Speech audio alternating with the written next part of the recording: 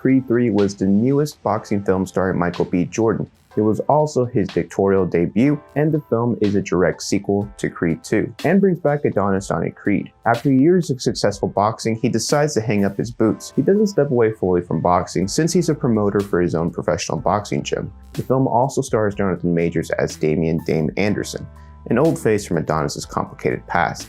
Tessa Thompson returns as Bianca, the wife of Adonis and an award-winning music producer. Amara, played by Mila Davis-Kent, is their daughter and is precociously deaf. A conflict of the film, and one of the major highlights, was the dynamic between Jonathan Majors and Michael B. Jordan. You can also see the directing style that Jordan is experimenting with. The film brings in Ryan Coogler and Baylin as the screenwriters of the film. Keenan is the brother of Ryan Coogler, the director of the first Creed film. But how does the cast and crew do on their latest boxing blockbuster film? I enjoyed this film from the beginning to end. The performances alone were enough to brag about.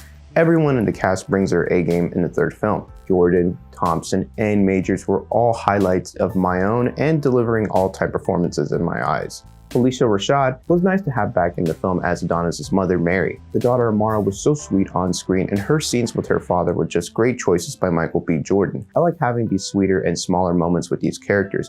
It really gives audiences a closer eye into the lives of the Creed family, and possibly into the next generation. Jordan shines as a father figure on the screen, and you can really see how strong the dynamics are between his character and his wife Bianca. The two mesh together so well and are great at building each other up. We've seen the progression and journey from both of these characters, so it was nice to see them handle some more normal dynamics in marriage, like wondering when it's time to settle down and to hang it up. Both Thompson and Jordan's characters were weighing that question down. The family communicates in a nice dynamic between sign language and using normal language. I'm very glad to see some more sign language and ASL representation in a blockbuster film like this one.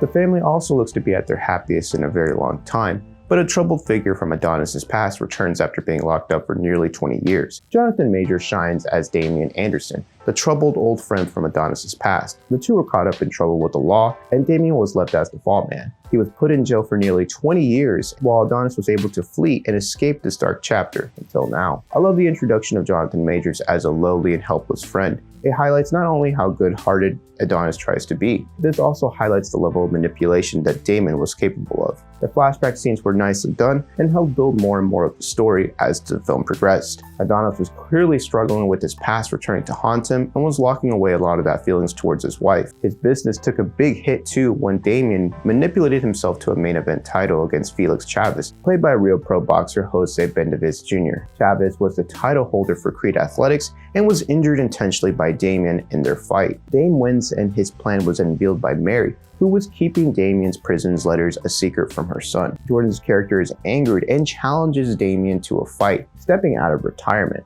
The two have an absolute all-timer fight with Adonis coming on top. The story's highlight was the conflict and the history between Adonis and Damian. I thought the sequence during the fight was creative, and you can see Jordan take some creative liberties. I enjoyed the close-up angles of the body parts being hit. The fights were gruesome, but the sequences were incredibly unique. The soundtrack was also a banger and should be playing in many gyms across the United States. But the highlight to me always comes back to the dynamics between Jonathan Majors and Michael B. Jordan. The two just have wonderful chemistry and just steal the show in every scene together. I just wanted to have another scene between the two so bad just because of how wonderful the two were on the screen together. The story was narratively a clean plot overall, and the montages were done to Creed and Rocky standards. And yeah, we had no cameo scenes from old Rocky Balboa, but the story wasn't needing it. The film just handled everything within the plot very well. A wonderfully shot film and filled with incredible performances, I hand Creed a solid 8.8 out of 10. The only takeaways was the Adonis inner conflict taking him almost the entire film.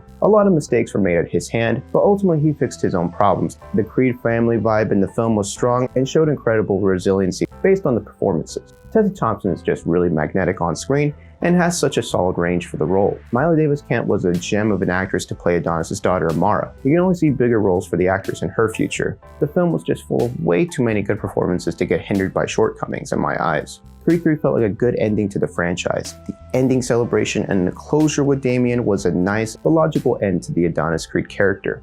But obviously if the film explodes at the box office, I can see Michael B. Jordan returning for one more film.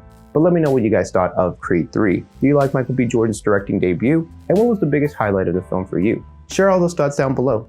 Thanks for watching this video, and I hope you enjoyed today's topic. If you haven't yet, please hit that like button and also hit that sub button so you don't miss any big videos like this one. Just click that bell so you get notified every time a video goes up. If you have some time to spare, please check out some of these videos on your screen right now.